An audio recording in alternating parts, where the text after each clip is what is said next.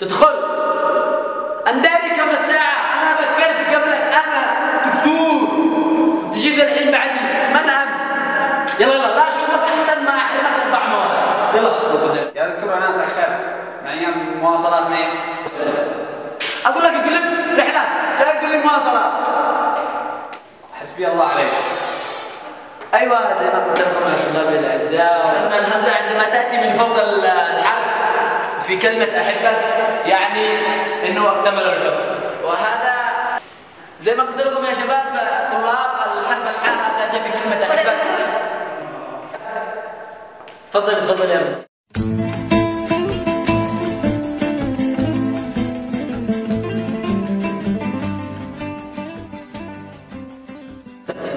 أنا عارف إني أزمة المواصلات ومشاكل الطريق والسير، وخاصة بنت يعني بتساعد أهلها وكذا وعندها مسؤوليات، ما حد يعني يلومني بإني أدخل ما عرفت والله بدخل منشتي. ورجعنا لحرف الحاء، وكما تعرفون حرف الحاء ما بيتشفي أي، ما له دخل بالإعراب بالجملة. سيدي؟ لا بس أنا قال لي صح. لو سمحتي ممكن يعني تستمعي للمحاضرة؟ أيها الطلاب كما قلنا لكم على خلال سمعنا أن السنة طلب من زميله عشان شاعر الفيلم بصراحة تكتشف الحاجات ما بتفعل. ايش بالقلم؟ أنا دكتور بين أدرس وتضيع وقتي علشان تجي أنت هنا تصنع فوضى. ايش الفوضى هذه؟ سريع قوم من قدامي قبل ما أحرمك 6 سنوات، لا تحاول ولا تبرر. ايش بالقلم؟ هذا قلم ايش؟ من انت طالب تجيب قلمك؟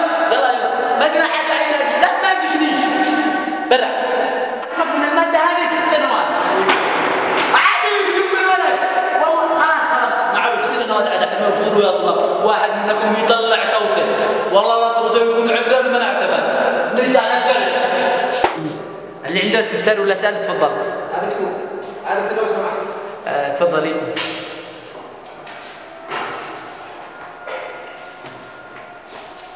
يا دكتور لو سمحت شو اسالك؟ مثلا متى استخدم الكسره ومتى استخدم الفتحه في احد؟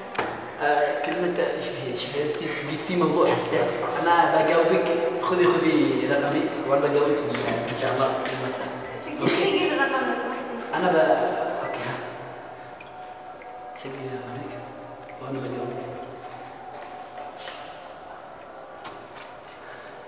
أيوه من عنده استفسار؟